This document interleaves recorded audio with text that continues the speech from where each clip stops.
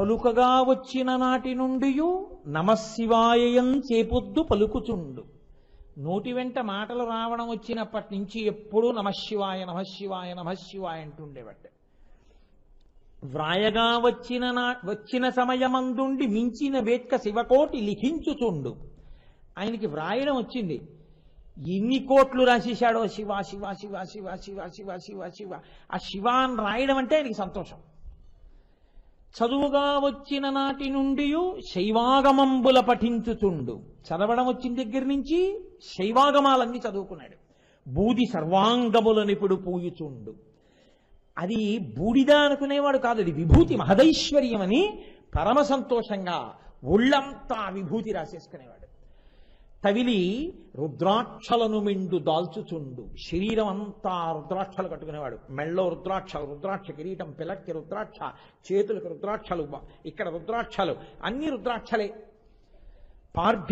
పార్థివేశార్చ ఏనాడు మానకుండు. ప్రతిరోజు మట్టితో శివలింగం చేసి శివలింగానికి అభిషేకం చెయ్యకుండా ఏ ఒక్కరోజు ఉండేవాడు కాదు.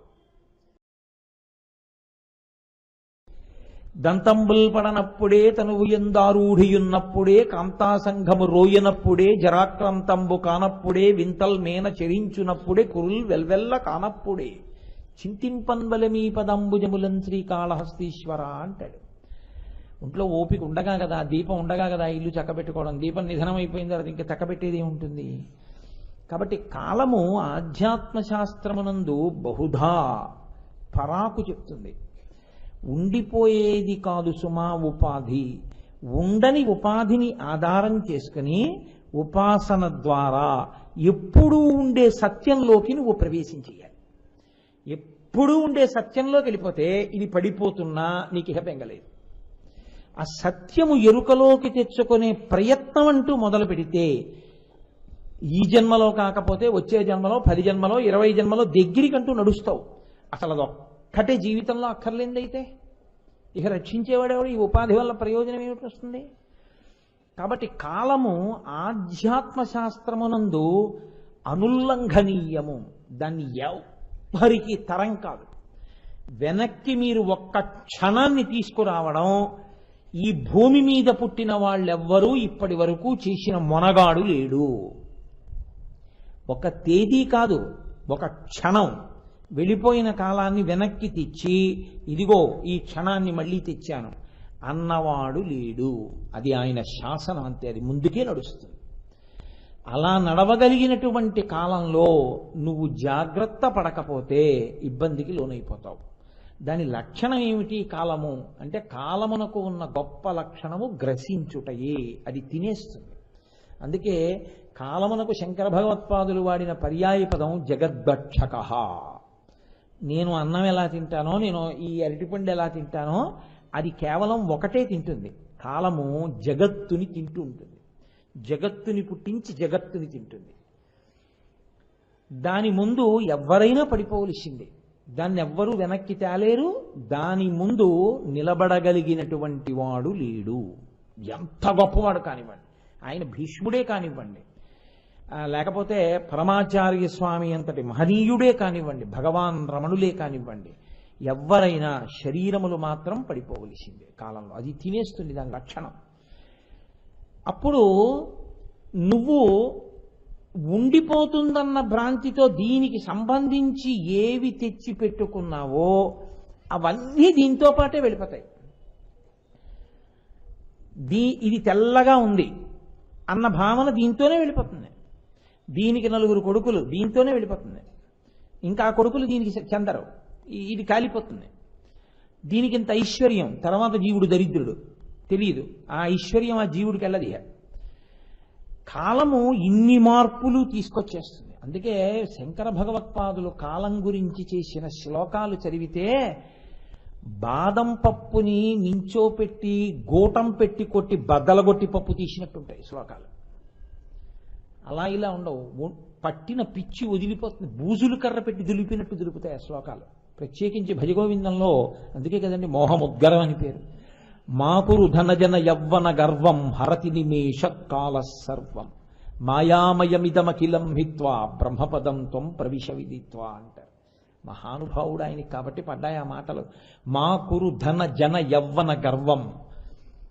నేనన్న భావన, అహంకారం, ధనం, జనం ఇవన్నీ ఎక్కడితో పోయాయో తెలుసా? ఆ ఊపిరి ఆగడంతో పోయాయి.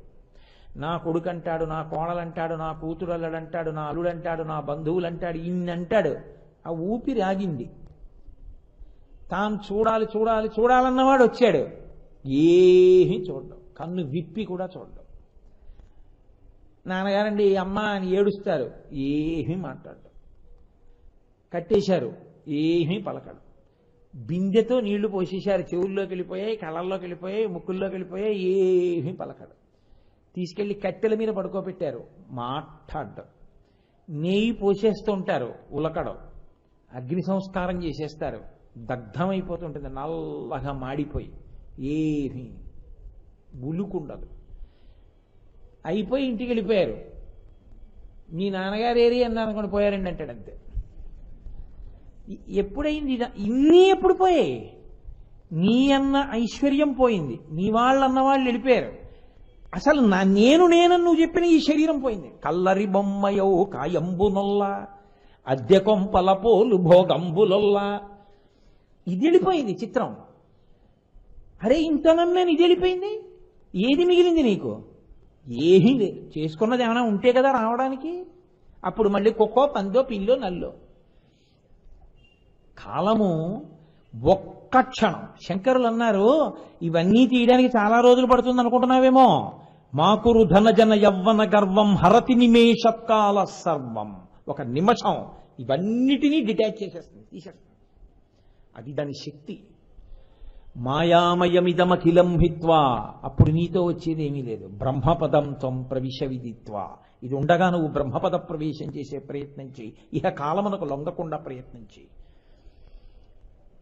అందుకే దీనికి సంబంధించినవన్నీ ఉండిపోతాయని విర్రెక్కిపోయిన వాళ్ళ పేర్లు లేవు చరిత్రలో, అసలు జ్ఞాపకాలు లేవు. అంతవరకు ఎందుకండి? నేను మిమ్మల్ని ఒక్క ప్రశ్న అడుగుతాను, నిజాయితీగా గుండెల మీద చెయ్యేసుకుని చెప్పండి, మీ ముత్తాత గారి తండ్రి గారి పేరు ఎంతమంది చెప్పగలరు సభలో? ఆయన చాలా వెర్రెక్కిపోయి ఉంటాడు. నా కొడుకు, నా మనవడు, నా మునిమనవడు అని పాపం ఎంత మురిసిపోయి ఉంటాడు. అసలు పేరు కూడా తెలియదు. అసలు 3 తరాలే తెలియవు తద్దినం పెట్టేటప్పుడే చాలా మందికి. అందుకే ఎలాగో కలికాలంలో పేర్లు తెలియవని గైలో తద్దినం పెట్టేటప్పుడు ఏదో ఇంకో పేరు పెట్టి, ఎన్నమ్మా ఏదో పేరు పెట్టి ఇచ్చేసేయి తర్పణం అంటారు. అంత దారుణంగా ఉంటుంది నమ్మితే నువ్వు లోకాన్ని. నిన్ను ఉద్ధరించేవాడు, నీ జీవుణ్ణి ఉద్ధరించేవాడు ఎవ్వడూ ఉండడు. నీకున్న పిచ్చే వాడికి అంటుకుంటుంది. గోదానం చేయరా అంటే 11 రూపాయలే ఇస్తాడు వాడు గోదానానికి. ఎక్కడ వస్తుంది గోవు? గోవు వెంట్రుక తోక కూడా రాదు వైతరిని దాటడానికి. నువ్వు బడి కొట్టుకోవాలంటే ఆ చీము నెత్తుర్లో. కాబట్టి నీ ఒంట్లో ఓపిక ఉండగా నువ్వు చేసుకో. ఇది కాలము ఈశ్వర స్వరూపమై హెచ్చరిక చేస్తుంది. అందుకే ఆదిత్య హృదయంలో కృతఘ్నఘ్నాయ దేవాయ జ్యోతిషాం పతయే నమః. నేను వేళ్ల పట్టున ఉదయిస్తున్నాను, నువ్వు లేవలేకపోతున్నావు, కృతఘ్నుడివి, నిన్ను భంజిస్తానంటాడు ఈశ్వరుడు కాలరూపంలో. ఈ కాలమును దాటినవాడు లేడు. కారే రాజులు రాజ్యములు గెలువరే గర్భోన్నతిం పొందరే వారేరీ సిరి మూట కట్టుకొని పోవంజాలిరే భూమిపై పేరైనన్ కలదే శిభి ప్రముఖులున్ ప్రీతిన్ యశక్కాములై ఈరే కోర్కెలు వరలంతలపరే ఈ కాలమున్ భార్గవ. ఇదంతా నాది, ఇదంతా నాది, ఇదంతా నాది, ఈ రాజ్యం నాది, ఈ రాజ్యం నాది అన్నవాళ్ళు ఎంతమందో విజయ స్తంభాలు నాటుకున్న వాళ్ళు. ఆ విజయ స్తంభాలు కూడా భూమిలో పడిపోయాయి. వాడి పేరు కూడా లోకంలో లేదు. ఎంతమంది భూమిపతులు వచ్చారో ఆ తర్వాత. వెర్రొక్కటే మిగిలిందంతే జీవితం పాడు చేసుకోవడానికి. నిన్న చెప్పానుగా మీకు విష్ణు పురాణంలోంచి కేశిధ్వజుడి యొక్క వృత్తాంతం. కాబట్టి కాలము నిన్ను మోహ పెట్టేస్తుంది. ఆ మాయయందు కాలములో పడిపోతే ఇక మళ్ళీ నువ్వు మనుష్య శరీరంలోకి వస్తావని నమ్మకం లేదు. కానీ కాలమును నియమించగలిగినవాడు, కాలమును శాసించగలిగినవాడు ఒక్కడే ఒక్కడున్నాడు. కాబట్టి ఇప్పుడు వాడి కాళ్ళు పట్టుకుంటే నిన్నేం చేస్తాడు? వాడొక్కడే లాగగలడు కాలంలోంచి బయటికి. అది కాలకాలహ. వాడు కాలమును శాసిస్తాడు. అంటే ఆయన తలుచుకున్నాడు అనుకోండి, కాలమునందు జరగవలసినవి జరపకుండా కూడా ఆయన శాసనము చెయ్యగలడు. ఆ కాలమును అవసరమైతే వెనక్కి తెచ్చేయగలడు. మీకు నేను ఒకరోజు మహాభారతం నుంచి సైంధవోపాఖ్యానం చెప్తూ చెప్పలా, ఈశ్వరుడు తలుచుకుంటే ఏదైనా చెయ్యగలడు. ఆయన యొక్క అనుగ్రహం అటువంటిది. కాబట్టి పరమేశ్వరుడు కాలకాలహ, ప్రత్యేకించి కాలహ శబ్దాన్ని గ్రసించడంలో ఎటువైపు నుంచి చెప్తారంటే యమధర్మరాజు గారితో చెప్తారు. సృష్టి మన్మధుడి వైపు నుంచి చెప్తారు. అందుకే పుట్టుకకి కాముడు కారణం, చనిపోవడానికి కాలుడు కారణం. అయితే అసలు తత్వంలో ఒక పెద్ద రహస్యం ఉంది తెలుసా అండి. మన్మధుడెవరు? విష్ణుమూర్తి కొడుకు. విష్ణుమూర్తి కొడుకు మన్మధుడు, లక్ష్మీదేవి యొక్క కుమారుడైన. కందర్పదర్ప రసుందర దివ్యమూర్తే కాంతాకుచాంబురుహ పుట్మలలోల దృష్టే కళ్యాణ నిర్మల గుణాకర దివ్య కీర్తే అని పాడుతున్నాం కదా. అటువంటి మన్మధుడు విష్ణువు యొక్క కుమారుడు. ఎవరు చంపేశారు మన్మధుణ్ణి? శివుడు చంపేశాడు. ఇంతకన్నా వాళ్ళిద్దరి మధ్య గొడవడానికి కారణం ఇంకోటి ఉండాలా? మీరు జాగ్రత్తగా ఆలోచించండి. శివుడున్న చోట కాముడు ఉండడు, బాగుంది. రాముడున్న చోట కాముడు ఉంటాడా? రాముడు తండ్రిగా విష్ణువు. రాముడుంటే కాముడు ఉంటాడా? రాముడున్న చోట కాముడు ఉండడు. ఆయన ఆత్మారాముడు, బ్రహ్మజ్ఞానం అది. కాబట్టి రాముడున్నా కాముడు ఉండడు, ఆ తండ్రి ఉన్నా కొడుకు ఉండడు దగ్గర. కాబట్టి తండ్రి కొడుకుల సంబంధాలు అవి కాదు తత్వంలో చూడవలసింది. ఏది పట్టుకుంటే ఇది నిలబడదు, ఇది మీరు చూడాలి. కామకోటి, అమ్మవారి పాదం పట్టుకుంటే ఉంది. కామకోటి పాదం పట్టుకుంటే కామము నిలబడదు, మన్మధుడు నిలబడడు. ఈశ్వరుడు శాసించాడు మన్మధుణ్ణి, ఈశ్వరుడు శాసించాడు యమధర్మరాజుని. వీళ్ళిద్దరినీ నిగ్రహించిన వాడు పరమేశ్వరుడు. అందుకే ఆయన పాదాలు పట్టుకుంటే ఏమవుతుందంటే మళ్ళీ కాముడి యొక్క అనుగ్రహమైనటువంటి జన్మ ఉండదు, కాలుని యొక్క వ్యగ్రతకి పరాకాష్ఠ అయిన మృత్యు ఉండదు. మరి ఈ జన్మకి చిట్ట చివరిసారి ఇది పడిపోతుంది. ఇది పడకపోవడం అన్నది ఉండకూడదు కదా, కాబట్టి ఇది పడిపోతుంది. ఎంతటి మహాత్ముడికి పడిపోతుంది. కానీ ఈ పడడమే ఆఖరిసారి పడడం. ఇంకొకసారి పడకూడదు. ఇంకొకసారి పడకూడదంటే అసలు ఇంకోసారి శరీరంలోకి వెళ్ళాడు. ఇది ఎవరిని పట్టుకుంటే జరుగుతుంది. నూతిలో పడిపోయినవాడు నూతిలో పడిపోయిన వాడిని తాడేయమంటే పైకెక్కుతాడా? నూతిలో పడిపోయినవాడు నూతి మీద ఉన్నవాడు తాడేస్తేనే పైకెక్కుతాడు. కాముణ్ణి కాల్చినవాడు కాలుణ్ణి తన్నినవాడే మిమ్మల్ని కాముడి బారి నుంచి కాలుడి బారి నుంచి పైకెత్తగలడు. కాబట్టి అలా చేసిన వాడెవరో ఆయన కాలకాలహ. అందుకే ఉజ్జయిన్లో ఉన్నటువంటి శివలింగానికి మహాకాళేశ్వర లింగం అని పేరు. అందుకే మహాకాళేశ్వరుడికి నిర్మాల్యంతోనే పూజ. మీరు మిగిలిన దేవాలయాల్లో శివలింగానికి ఇవాళ సూర్యోదయానంతరం పూజ జరిగింది అనుకోండి, మళ్ళీ రేపు సూర్యోదయ పూర్వం కూర్చ అంటారు, మెత్తటి బ్రష్ తోటి తీసేస్తారు ఆ పూలన్నీ. ఒక్క ఉజ్జయిన్లో మాత్రం నేను వెళ్ళి ఇలా పూలు పూజ చేశాను అనుకోండి, మళ్ళీ తర్వాత వచ్చిన వాళ్ళకి ఆ పూలే తీసి చేతిలో పెట్టి పూజ చేయండి అంటారు. ఆ పూలే చేసేస్తుంటారు అలాగా. మరి నిర్మాల్యంతో పూజ అవదా? అవదు. ఎందుకు అవదో తెలుసా అండి? శరీరం పడిపోయి పృథివీలోకి వెళ్ళిపోయింది. మళ్ళీ ఈ పృథివీలోంచే మళ్ళీ కొత్త శరీరం తయారవుతూ ఉంటుంది. ఆ పంచభూతాల్లోంచే పిండాండాలు వస్తాయి, పిండాండాలు బ్రహ్మాండాల్లోకి ఎడతాయి. ఇవన్నీ చేసేవాడు మహాకాళుడు. ఆయనే లయం చేస్తాడు, ఆయనే ఉత్పత్తి చేస్తాడు. అందుకే మహాకాళ దర్శనం చేస్తే అపమృత్యు దోషం పోతుంది. అటువంటి మహానుభావుడైనటువంటి మహాకాళుడు కాలకాలుడు. ఆయన కాలమును శాసిస్తాడు, ప్రత్యేకించి కాలుణ్ణి శాసిస్తాడు. అందరికీ ఉండేటటువంటి సామాన్య భయం ఏమిటో తెలుసా అండి? ఒకటే భయం. మంచి నగరంలో అపార్ట్మెంట్లో ఉన్నవాడికి పాముల భయం ఉండదు. ఎక్కడో ఊరికి పొలిమేరల్లో ఉన్నటువంటి ఒక ఇంట్లో ఉన్నటువంటి వాడికి పాము భయం ఉంటుంది. అందుకని పాము భయం వాడికి వీడికి కూడా ఉంటుందని మీరు చెప్పకూడదు. వాడికి వీడికి కూడా ఉండే భయం ఏమిటో తెలుసా అండి? మృత్యు భయం. ప్రతి వాడికి భయం ఏమిటంటే చచ్చిపోతానేమో చచ్చిపోతానేమో చచ్చిపోతానేమో. ఈ చచ్చిపోతానేమో అన్న భావన పోవాలన్నా, చచ్చిపోయే శరీరాన్ని సాక్షిగా చూడగలిగిన జ్ఞానం రావాలన్నా, చంపేవాణ్ణి నియమించగలిగినటువంటి వాడి పాదం పట్టుకున్న ఆయుర్దాయం పొందాలన్నా పరమశివుడే ఆధారం.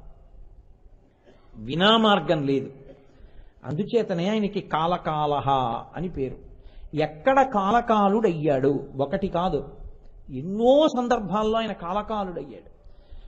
ఏదో ఒక్క చోటే అని మీరు అనుకోకండి, కానీ ప్రఖ్యాతి వహించినటువంటి వృత్తాంతం లోకంలో మార్కండేయోపాఖ్యానం. అందుకే మార్కండేయోపాఖ్యానానికి వెంటనే ఫలశ్రుతి చెప్పారు. అది చిత్రం ఏమిటో తెలుసా అండి? సాధారణంగా మీరు ఈ ఆఖ్యానం అంతా వింటే అని ఉంటుంది.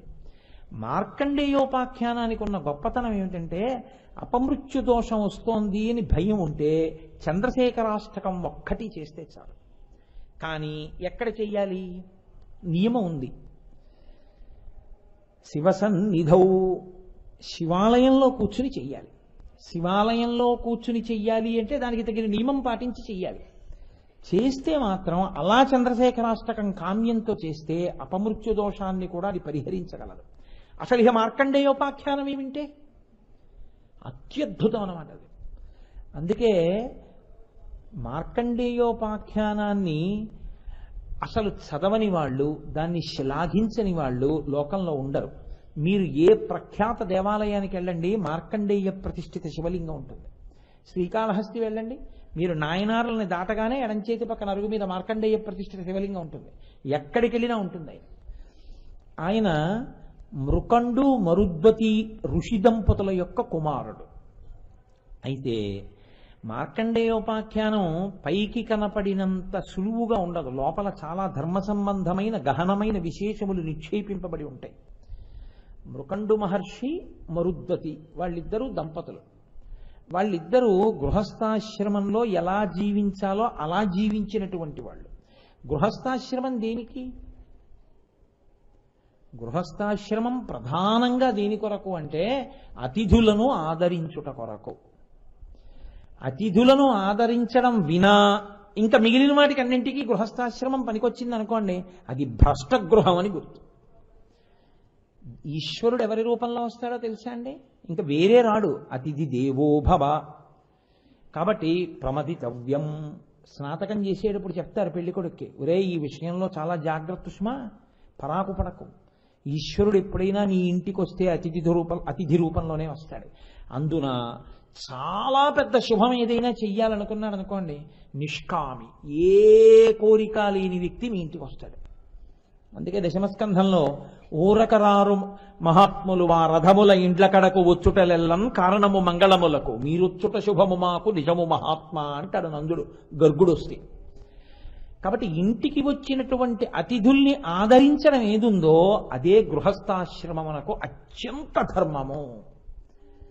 అదొక్కటి చేయకుండా అతిథిని పిలిస్తే అతిథి వచ్చి తింటే మన ద్రవ్యం అయిపోతుందని భయపడ్డం అలవాటుగా ఉందనుకోండి, అంతకన్నా హీనమైన గృహస్థాశ్రమం ఇంకోటి ఉండదు.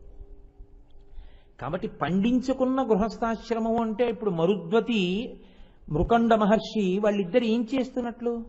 వచ్చినటువంటి అతిథులను పూజ చేస్తుంటారు వాళ్ళు. అతిథి పూజ అని అదొక గొప్ప మాట శాస్త్రంలో.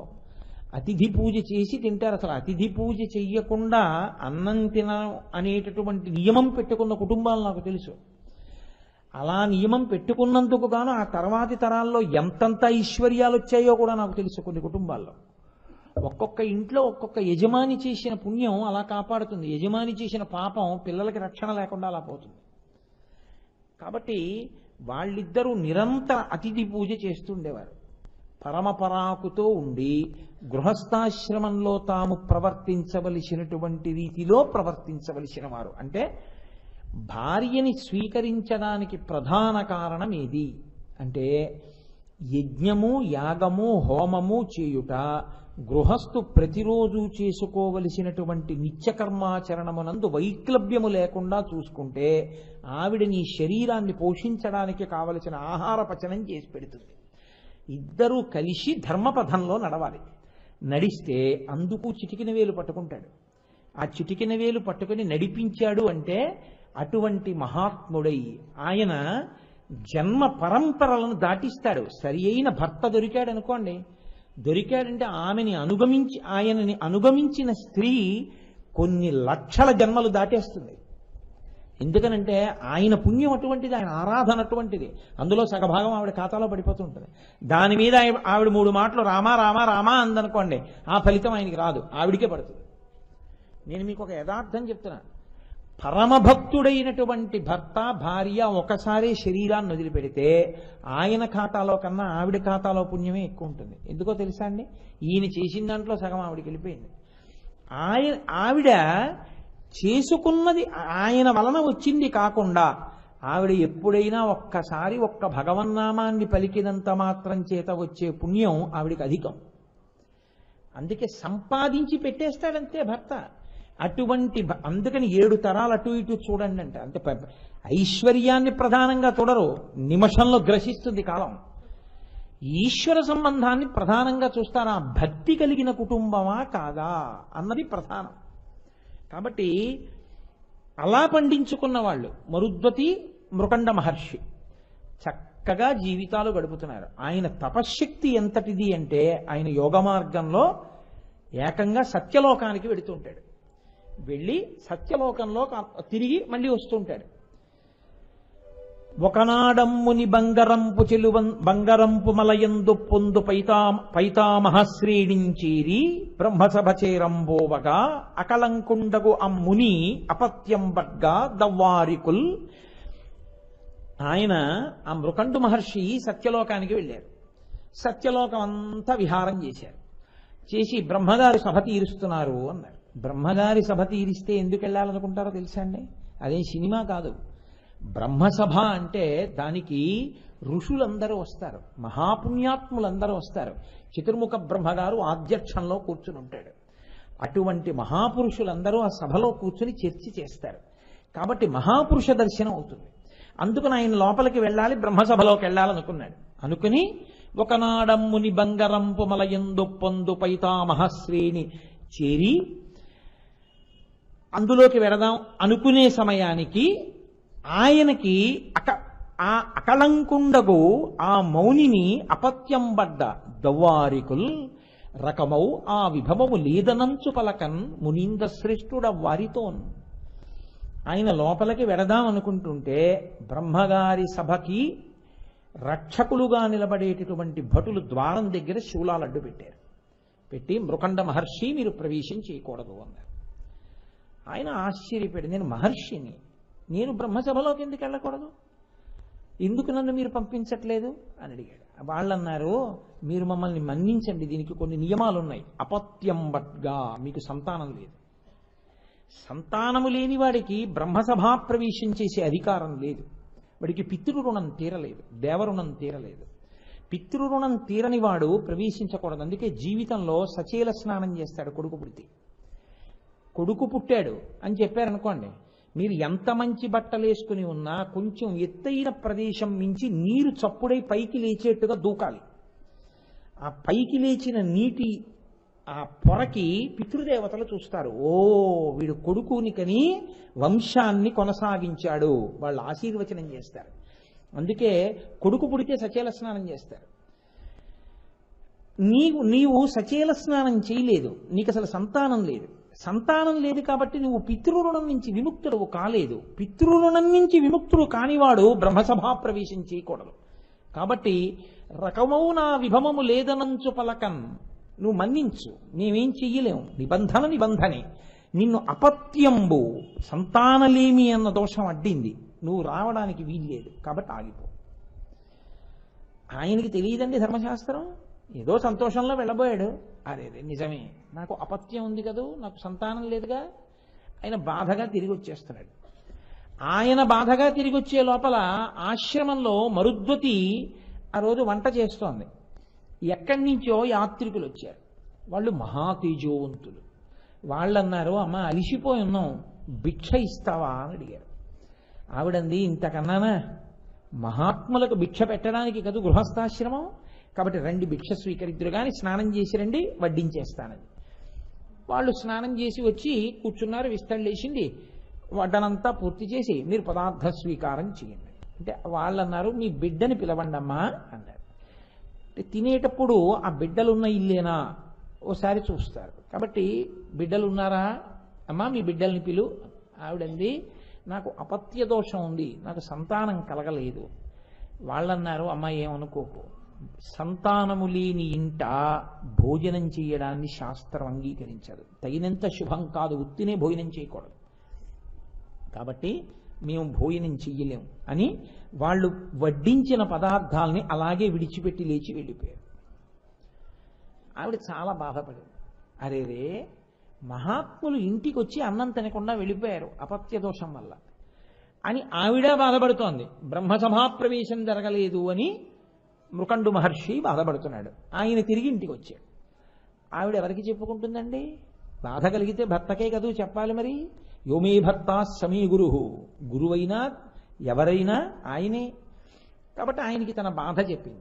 ఆయన అన్నాడు, నీకే కాదు మరుద్వతి, నాకు ఇవాళ బాధ కలిగింది. బ్రహ్మసభాప్రవేశం నన్ను రానివ్వలేదు.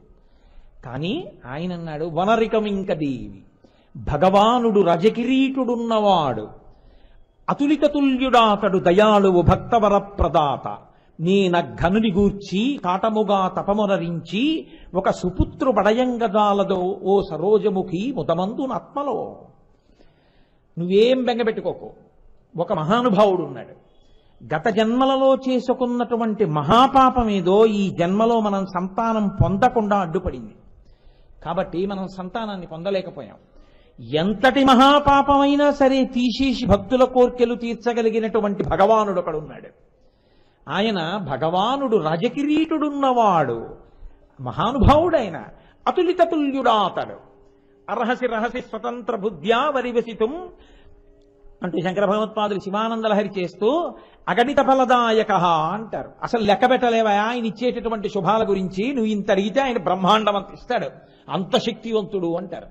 కాబట్టి ఆయన అతులితతుల్యుడాతడు, దయాళు, భక్తవర ప్రదాత. కేవలం శక్తి ఉంటే సరిపోదు, అపారమైన దయ కలిగినటువంటి వాడు. కాబట్టి నేను అదిగో ఆ శంకరుడి గురించి కాటముగా తపముదరించి ఒక సుపుత్రుబడయంగదాలదు ఓ సరోజముఖి ముదమందు ఆత్మలో. సంతోషాన్ని పొందు. ఏదో జరిగింది జరిగిపోయింది, ఇక మనకి బాధ ఉండదు, మనకి కొడుకు పుడతాడు. కాబట్టి నేను తపస్సు చేస్తాను. ఆవిడంది, ఇది భార్య అంటే.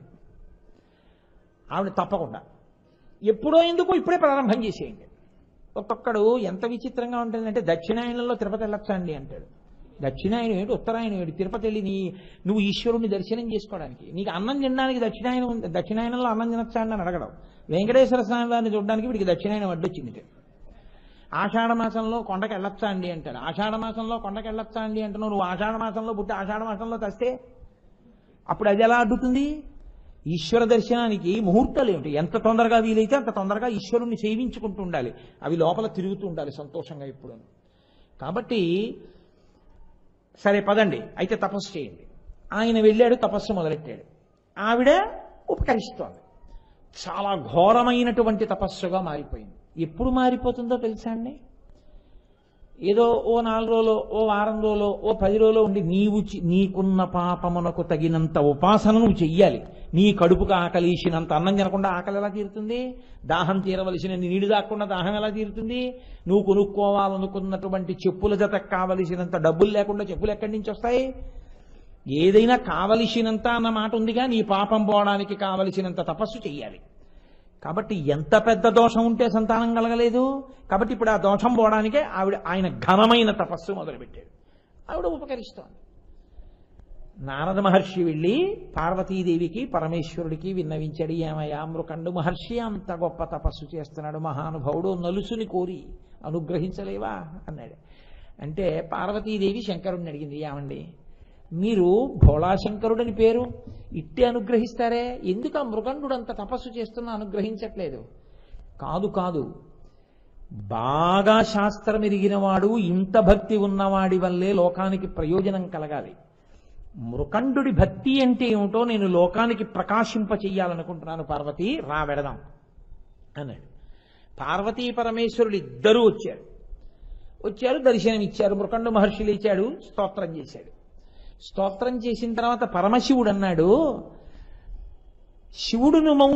శివుడును మౌను చూచి ఇట్లనియన్.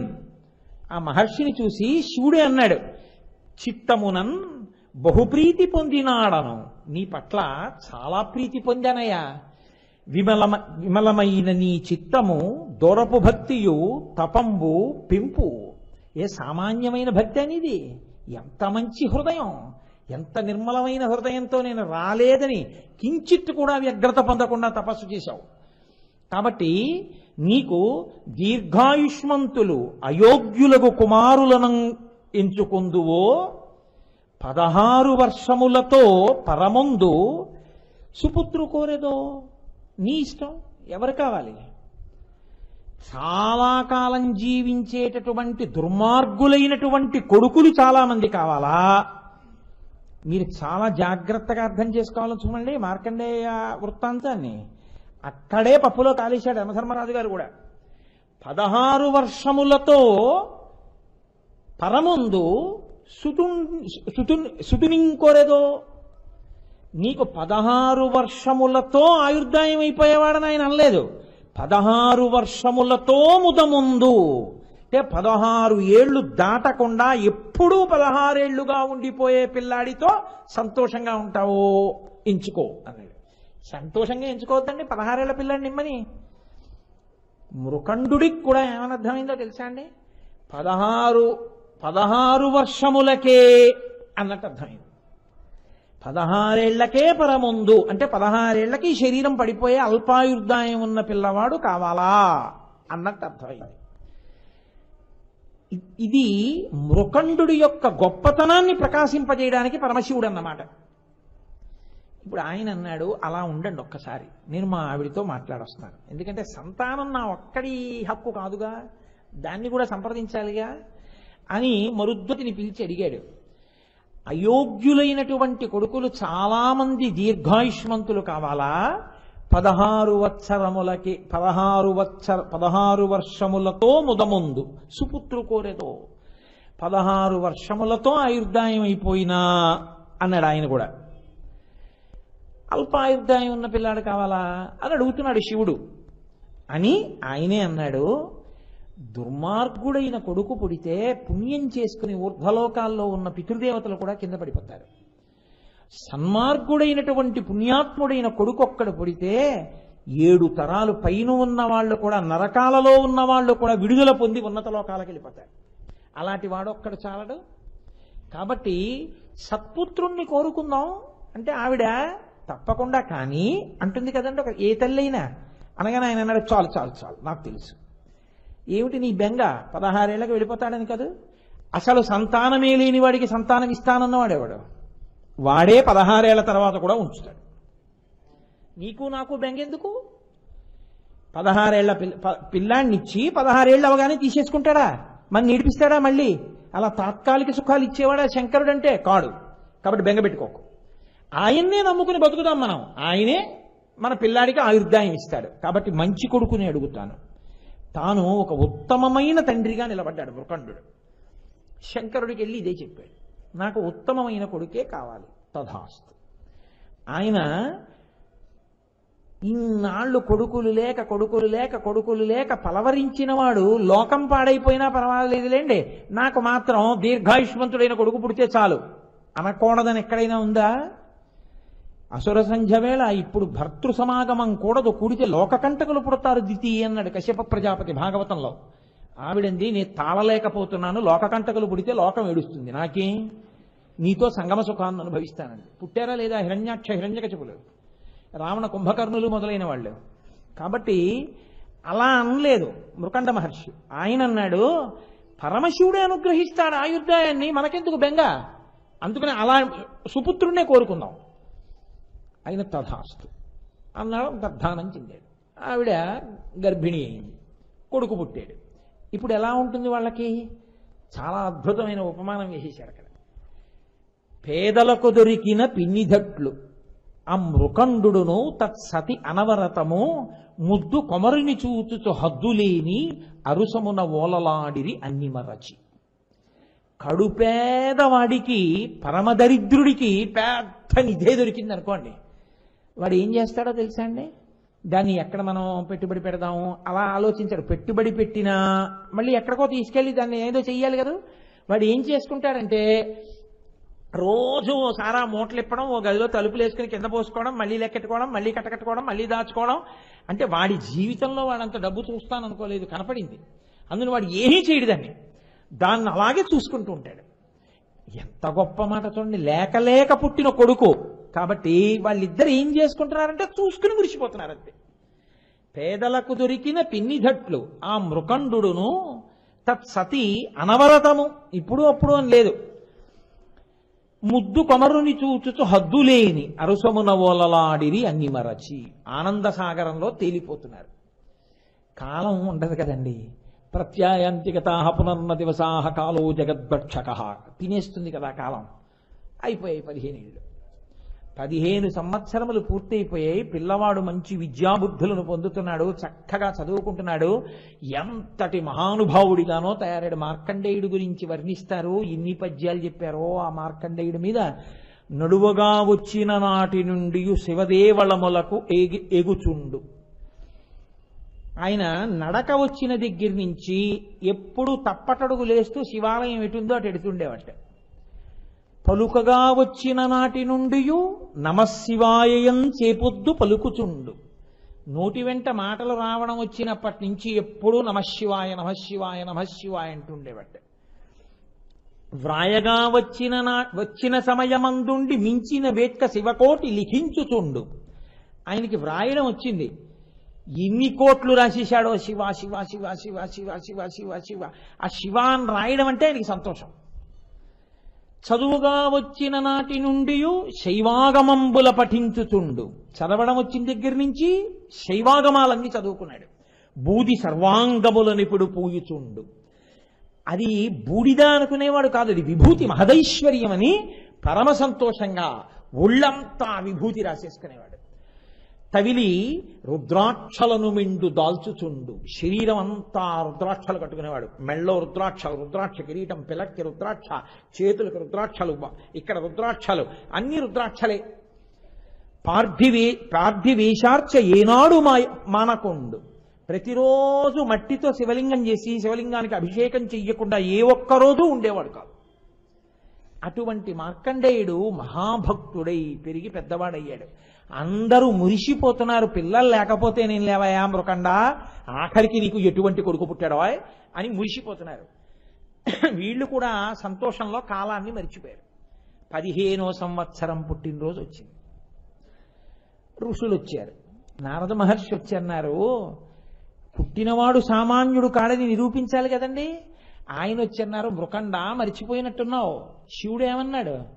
16 వర్షములకే పరముందు అన్నాడు కదూ. 15వ ఏడు దాటిపోయింది, 16 వచ్చింది. ఈ ఏడాది నిండిపోయి పుట్టినరోజు వస్తే నీ కొడుకు విగత జీవుడైపోడు అంటే వాళ్ళు భోర్న ఏడుస్తున్నారు. ఆ పిల్లాడేదో సంతోషంగా అలా గురువుగారు ఆశ్రమంలోకి వెళ్ళి గురువుగారికి నమస్కారం పెట్టి ఇంటికి వచ్చేటప్పటికి వీళ్ళిద్దరూ పొర్లి పొర్లి ఏడుస్తున్నారు, మృకండు మరుద్వతి.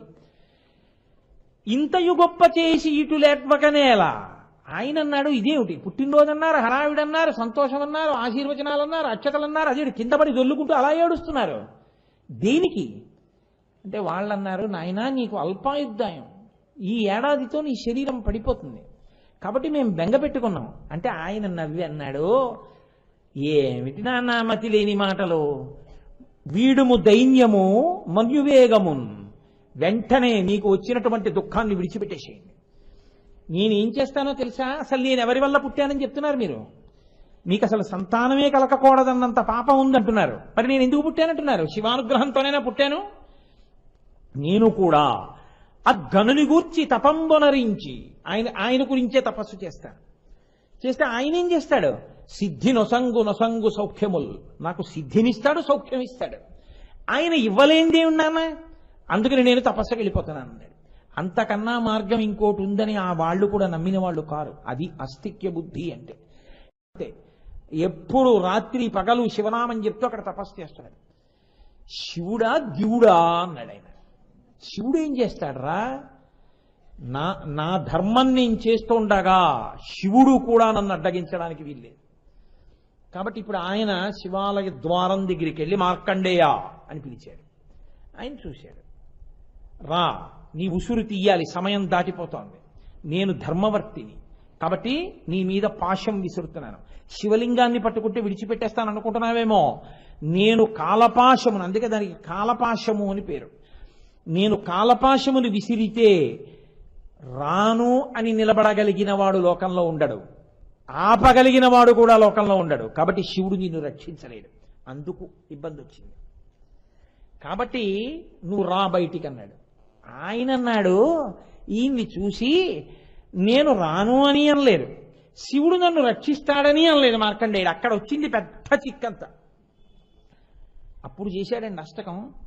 మీకు అందరికీ తెలుసున్నదే, చంద్రశేఖర చంద్రశేఖర చంద్రశేఖర పాహిమాం, చంద్రశేఖర చంద్రశేఖర చంద్రశేఖర రక్షమాం, రత్నసానుశరాశనం రజతాద్రిశృంగనికేతనం, సింజనీకృత పన్నగేశ్వరమచ్యుతానలసాయకం, క్షిప్రదగ్ధపురత్రయం త్రిదివాలయైరభివందితం, చంద్రశేఖరమాశ్చర్యే మమ కింకరిష్యతి వై యమః అన్నాడు ఆ పిల్లాడు. పరమశివుడు యొక్క వైభవాన్ని చెప్పి ప్రతిసారి చంద్రశేఖరమాశ్రయే అన్నాడు. ఊరే ఈ కాలమంతా చంద్రుడి యొక్క శుక్లపక్షం కృష్ణపక్షం తిథుల కింద మారుతోంది, నడుస్తోంది. ఏ చంద్రుడి యొక్క కళలు తరిగి పెరిగితే కాలం నడుస్తోందో ఆ చంద్రరేఖనే శిరోభూషణంగా పెట్టుకున్నవాడు నా స్వామి. కాలము ఆయన వలన కదులుతోంది, కాలం ఆయనకి భూషణం. అటువంటి చంద్రశేఖరుణ్ణి నేను పట్టుకుని ఉండగా చంద్రశేఖరమాశ్రయే మమ కింకరిష్యతి వై యమః, ఓ యమ నువ్వు నన్నేం చేస్తావురా అన్నాడు ఆయన. ఇక్కడ వచ్చింది యమధర్మరాజుకి. నేను వస్తానని అనలేదు, నేను రానని అనలేదు, నాకు ఆయుర్దాయం కావాలని అనలేదు, నాకు బతకాలని ఉందని అనలేదు. అది ఆయన భక్తి. ఇందుకు కదిలాడు శివుడు. ఇది మీరు బాగా పట్టుకోవాలి మార్కండేయోపాఖ్యానంలో. దేనికి కదిలాడు? పిల్లవాడు అదే చెప్తున్నాడు, మళ్ళీ మళ్ళీ వేస్తున్నాడు, పాశం జారిపోతోంది. కుండలీకృత కుండలేశ్వర కుండలం వృషవాహనం, నరదాది మునీశ్వర స్తుత వైభవం భువనేశ్వరం, అంధకాంతకమాశ్రితామర పాదపం శమనాంతకం, చంద్రశేఖరమాశ్రయే మమ కింకరిష్యతి వై యమః అంటున్నాడు. అరుణాచలంలో యమలింగ దర్శనం చేసిన వాళ్ళకి ఎముకలు అంటుకున్నాయండి. అంటుకోవని డాక్టర్లు చెప్పిన వాళ్ళకి అంటుకున్నాయి. శివుడు శివుడే. కాబట్టి నన్ను నువ్వేం చేస్తావురా? నేను శివుణ్ణి పట్టుకుని ఉన్నంతసేపు నన్ను తీసుకెళ్ళలేవు. నా నమ్మకం అది. నీ తరమే. నేను ఆయన్ని పట్టుకుని ఉండగా నువ్వు నాకు పాశం వేస్తావా? దీని మీద ఎన్ని వ్యాఖ్యానాలు వచ్చాయో తెలుసా అండి. ఇప్పుడు ఆయన శివలింగాన్ని గట్టిగా కౌగిలించుకున్నాడు. దాని మీద తలపెట్టి ద్వారం దగ్గరున్న యముడితో అంటున్నాడు, చంద్రశేఖరమాశ్రయే మమ కింకరిష్యతి వై యమః అంటున్నాడు. యముడు పాశం వెయ్యాలి. ఇప్పుడు పాశం శివలింగానికి ఆయన తలకి దూరం లేదు కాబట్టి శివలింగంతో కలిపి వెయ్యాలి కదండి, వినా మార్గం లేదు. ఆయన జోలికి వెడితే ఆయనైనా ఊరుకుంటాడేమో. అమ్మలగన్నయమ్మ ముగురమ్మల మూలపుటమ్మ చాలా పెద్దమ్మ సురారులమ్మ కడుపారడి బుచ్చినయమ్మ తన్ను లోనమ్మిన వెల్పుటమ్మల మనంబున ఉండెడియమ్మ దుర్గమాయమ్మ. ఆవిడ ఊరుకుంటుందా? పరమశివుడికి పాశం తగిలితే ఎడంకాలు ముందు లేచిందన్నారు. అందుకే వామభాగం అమ్మవారిది. ఎవడరా ఆయన జోలికి వచ్చినవాడు? కింకరుడు. ఆయన దగ్గర పనిచేస్తున్న ఒక నౌకరు ఆయన జోలికి రావడమా? అందుకని ఎడంకాలు లేచిందాయా అన్నారు. కాబట్టి ఇప్పుడు పాశం వేశాడు మార్కండేయుడికి. అది ఆయన మెడకి పడింది. ఆయన అదే చెప్తున్నాడు, ఎత్ర కుత్ర చయప్పటేన్నహి తస్య మృత్యు భయం భవేత్. ఎవడు శివ సన్నిధిలో కూర్చుని ఇది చెప్తున్నాడో వాడికి మృత్యువు రాదు. నా తండ్రి ఉండగా నన్ను తీసుకెళ్ళడమే అంటున్నాడు. అంతే, పాశాన్ని బిగించపోయాడు యమధర్మరాజు. ఒక్కసారి ఆవిర్భావలింగము అంటారు. మీకు ఈ శివాష్టోత్తరం పూర్తి చేసే లోపల నేను ఎక్కడో అక్కడ ఆవిర్భావలింగ వైభవం ఏమిటో చెప్తాను. శివలింగంలోంచి కాలకాల స్వరూపంతో, అదే మహాకాళ స్వరూపం, ఘోరమూర్తిగా ఉంటాడు, భయంకరమైనటువంటి రూపం. నేను కవచంలో చెప్పానే, ఓం నమో భగవతే సదాశివాయ సకల తత్వ విదూరాయ సకల లోకైక హర్త్రే సకల లోకైక సంహర్త్రే సకల లోకైక గురవే సకల లోకైక సాక్షిణే సకల జగత భయంకరాయ శాశ్వత నిజావాసాయ నిరావాసాయ నిరాతంకాయ నిష్కలంకాయ నిష్ప్రపంచాయ నిర్ద్వంద్వాయ నిస్సంగాయ నిర్మమాయ నిర్మలాయ నిర్గుణాయ నిరుపమిబమాయ నిత్యశుద్ధ బుద్ధ సచ్చిదానందాద్వైత పరమ ప్రకాశాయ పరమశాంత ప్రకాశాయ తేజోరూపాయ చేదోజిపతయే జయ జయ జయ రుద్ర మహారుద్ర మహా మహారౌద్ర వీరభద్రావతార మహాభైరవ కాలభైరవ కల్పాంత భైరవ కపాలమాలాధర కట్వాంగ ఖడ్గ చర్మ పరశు పాశంకుశ ఢమరుక మృగశూల చాపబాణ గదాశక్తి బిందివాల తోమర ముసల ముసుండి ముద్గర ప్రాస పరిఘ పట్టి శతగ్ని చక్రాద్యాయుధ భీషణకర సహస్రదంస్ట్ర కరాళవదన వికటాట్టహాస విస్ఫాటిత బ్రహ్మాండ మండల నాగేంద్రహార నాగేంద్ర వలయ నాగేంద్ర చర్మ ధర మృడ మృత్యుంజయ త్రయంబక సదాశివ అన్నట్టు ఒక్కసారి శివలింగంలోంచి పైకి లేచాడు. లేస్తూనే ఎడంకాలు పైకెత్తి యమధర్మరాజు గుండెల మీద తన్ని త్రిశూలంతో పొడిచాడు. అంతే నెత్తురు కక్కుని యముడు చచ్చిపోయాడు. మార్కండేయుడు లేచి స్తోత్రం చేశాడు. ఈశ్వర, ఇది మహానుభావ, నాకు నీ మీద నమ్మకం అని ఆయన అన్నాడు. నీకేం కావాలన్నాడు పరమశివుడు. పిల్లవాడన్నాడు, నా ఒక్కడి కోసం లోకధర్మం ఆగిపోకూడదు. అతను తన పని తాను చెయ్యబోయాడు, కానీ నా నమ్మకాన్ని నేను వ్యక్తీకరించాను. నా మీదున్న నమ్మకంతో, నా మీద ఉన్నటువంటి ప్రేమతో భక్తుణ్ణి కాపాడడంలో అవధి లేని ప్రేమ అంటే ఏమిటో చూపించడానికి యముణ్ణే చంపేశావు ఇవాళ. ఈశ్వర, యమధర్మరాజుని బతికించు అన్నాడు. భక్తుల కొరకు పరమేశ్వరుడు ఎంతకైనా దిగిపోతాడండి. దానికి హద్దే ఉండదు. ఇంకా అది ఏ రూపం అవనివ్వండి, అది శివాయ కృష్ణాయ అన్నది పక్కన పెట్టేసేయండి. భీష్ముడు ప్రతిజ్ఞ చేయలే మహాభారతంలో? భీష్మాచార్యుల వారు సర్వసైన్యాధిపతి, అవతల వైపు దుష్టజుమ్నుడు. దుష్టజుమ్నుడు అవతల సర్వసైన్యాధిపత్యంలో ఉన్నాడు, యువతల అర్జునుడికి కృష్ణుడు సారథ్యం వహిస్తాడు. కృష్ణుడు ప్రతిజ్ఞ చేశాడు, ఆయుధం పట్టను, సారథ్యం మాత్రమే చేస్తానని. అని భీష్ముడికి వచ్చి చెప్పారు. భీష్ముడు అన్నాడు, కృష్ణుడు ఎవరు ప్రతిజ్ఞ చేయడానికి? నేను ప్రతిజ్ఞ చేస్తున్నాను, కృష్ణుడితో ఆయుధం పట్టిస్తాను. కృష్ణుడు పరమాత్మ అని భీష్ముడికి తెలుసు. కృష్ణుడితో ఆయుధం పట్టిస్తాను భక్తుడి ప్రతిజ్ఞ, పట్టను ఈశ్వరుడి ప్రతిజ్ఞ. ఈశ్వరుడు నెగ్గాలా, భక్తుడు నెగ్గాలా? వచ్చింది యుద్ధం. చేత్తో ధనస్సు పట్టుకుని ఇంత గాంధీవం ఉన్నటువంటి అర్జునుడి శరీరానికి అంగుళం చోటు లేకుండా కొట్టేశాడు. కొట్టేస్తే అర్జునుడు బాణం ఇలా తీసి గాంధీవంలో సంధించలేకపోయాడు. అలా కొట్టేస్తూ ఉంటే సారథిని కూడా కొడతారు కదండి. కృష్ణుడు సారథ్యం చేస్తూ వెనక్కి చూశాడు. వచ్చే బాణాలే కానీ వెళ్లే బాణాలు కనపట్టలేదు. ఏమిటని చూశాడు వెనక్కి. అర్జునుడు నిరుత్తరుడైపోయి ఉన్నాడు భీష్ముడి యొక్క స్థితి ముందు. అంతే, నేను ఆయుధం పట్టనన్నవాడు మరిచిపోయాడు. మరిచిపోయి ఒక్కసారి సుదర్శన చక్రాన్ని పట్టుకుని దూకేశాడు రథం మించి. దూకేసి ఇలా అంటే చాలది శత్రు సంహారం చేస్తుంది. పరిగెత్తాడు పట్టుకుని భీష్ముడి మీదకి. భీష్ముడు రథం మించి దిగి దోయిలి పట్టన్నాడు. కుప్పించి ఎగసిన కుండలంబుల కాంతి గగన భాగం బెల్ల కప్పి కొనగా ఉరికిన నోర్వక నుదరంబులో నున్న జగముల వ్రేగున జగతి కదుల చక్రంబు చేబట్టి చనుదెంచురయమున పైనున్న పచ్చని పటము ద్వారా నమ్మి తినలావు నగుబాటు చేయకు మన్నింపు మని క్రీడి మరల దిగువ కరికి లంఘించు సింహంబు కరణి మెరసి నేడు భీష్ముని చంపుదు నిన్ను కాతు విడువు మధ్యునయటంచు మద్ది శిఖవృష్టి తెరలి చనుదించు దేవుండు దిక్కు నాకు అని చెప్పుకున్నాడు. మహానుభావుడు ఏ కృష్ణ పరమాత్మ ఆయుధం పట్టనని ప్రతిజ్ఞ చేశాడో అటువంటి కృష్ణుడు తనకి పరమభక్తుడైన అర్జునుడి మీద నేను బాణప్రయోగం చేస్తే చూస్తూ ఊరుకోలేక రథం మించి కిందకి దూకేస్తే ఆయన కడుపులో లోకాలు కదిలిపోయాయి. చక్రం పట్టనన్నవాడు చక్రం పట్టుకుని పరిగెత్తుకుంటూ భీష్ముడి మీదకి వచ్చేస్తుంటే పైన వేసుకున్న ఉత్తరీయం దారి యుద్ధ భూమిలో కింద పడిపోయింది. అర్జునుడు పరిగెత్తుకుంటూ వచ్చి బావా బావా, అర్జునుడు చేతకాని వాడైతే కృష్ణుడు అస్త్రం పట్టాడని రేపు పొద్దున్న లోకులు చెప్పుకుంటారు. చక్రం వదిలేయి బావా అని వెంట పడుతుంటే నేను నీ ముందుండగా నేను రక్షిస్తుండగా నిన్ను ఇన్ని దెబ్బలు కొడతాడా భీష్ముడు?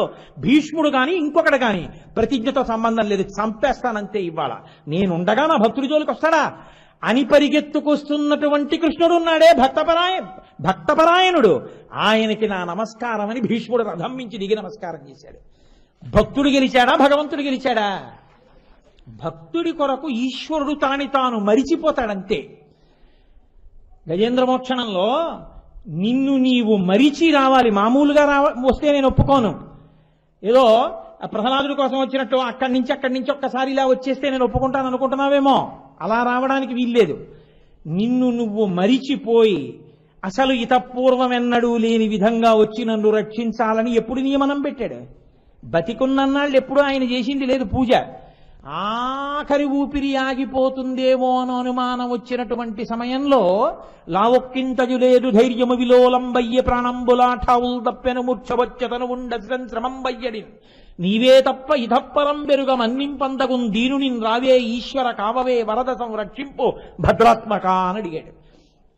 పైగా ఎలాగా మొరలెరుంగుచు తన్ను మొరగువాడు, నా మొర విని వచ్చేటప్పుడు తనను తాను మరిచిపోయి రావాలి అన్నాడు. వచ్చాడా లేదా? ఎక్కడో అల వైకుంఠపురంబులో నగరిలో ఆమూల సౌధంబుదాపల మందారవనంతరమృతర ప్రాతేందుకాంతోపలోత్పల పర్యంకరమా వినోదియగు ఆపన్న ప్రసన్నుండు విశ్వల నాగేంద్రము పాహీ పాహీ అన కుయ్యాళించి సౌరంభియై సిరికింజప్పడు శంఖచక్రయుగు ముంచేదో ఈ సంధింపడే పరివారంబును జీరడ భ్రగపతిన్ మన్నింపడు ఆకర్ణికంతరథం మిల్లము చక్కనొత్తడు వివాద ప్రోద్ధిత శ్రీ కుచోపరి చేలాంచలమైన వీడడు గజప్రాణావనోత్సాహి అయి పొంగిపోయారు పోతన గారు. ఏ రూపంలో ఉన్నాడన్నది మీరు పక్కన పెట్టండి, భక్తుల కోసం ఈశ్వరుడు దూకేస్తాడంతే.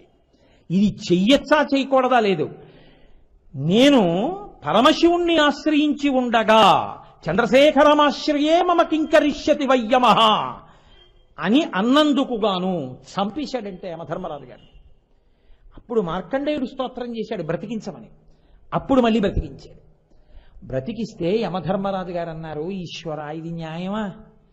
16 సంవత్సరముల వర్షములకే పరముందు అని నువ్వు అన్నావు, అందుకని 16 ఏళ్ళు నిండిపోతుండగా నేను ఉసురు తీసేశాను, నన్ను చంపేశావు, అన్యాయం కాదు, అలా ఎందుకు చంపేశావు అన్నాడు. అంటే పరమేశ్వరుడు అన్నాడు, నేను అలా అన్నట్టు నువ్వు అనుకున్నావు, నేను అలా అనలేదు. 16 వర్షములతో ముదమందు సుపత్రు కోరెదో అన్నాను. ఎప్పుడూ 16 ఏళ్ల పిల్లవాడిగా ఉండిపోయేటటువంటి వాడిని ఇస్తానన్నాను తప్ప అసలు పిల్లలు పుట్టడానికి అవకాశం లేనంత పాపం అడ్డుపడినటువంటి వాడు ఈశ్వరుని యందు అంత గొప్ప భక్తితో తపస్సు చేసి నన్ను సాక్షాత్కారం చేసుకున్న తర్వాత కూడా పరిణామశీలమైన జగత్తుతో షడ్వికారములు కలిగినటువంటి అల్పమైన మేధస్సు ఉన్న ఒక పిల్లాన్నిచ్చి వాడు కూడా జర్జరీభూతమైన శరీరంతో 50 ఏళ్లు దాటేటప్పటికి ముచిలివాడైపోయే పిల్లాన్ని ఇవ్వడానికి నా సాక్షాత్కారం ఎందుకురా? 16 ఏళ్లు ఎప్పుడూ ఉండే పిల్లాన్ని ఇస్తానన్నాను. నువ్వు ఎప్పుడూ ప్రాణాలు తీయడానికి అలవాటు పడిపోయి దాన్ని ఆయుర్దాయంగా నువ్వు స్వీకరించావు, నీది తప్పు. పైగా పిల్లవాడేం చేశాడు?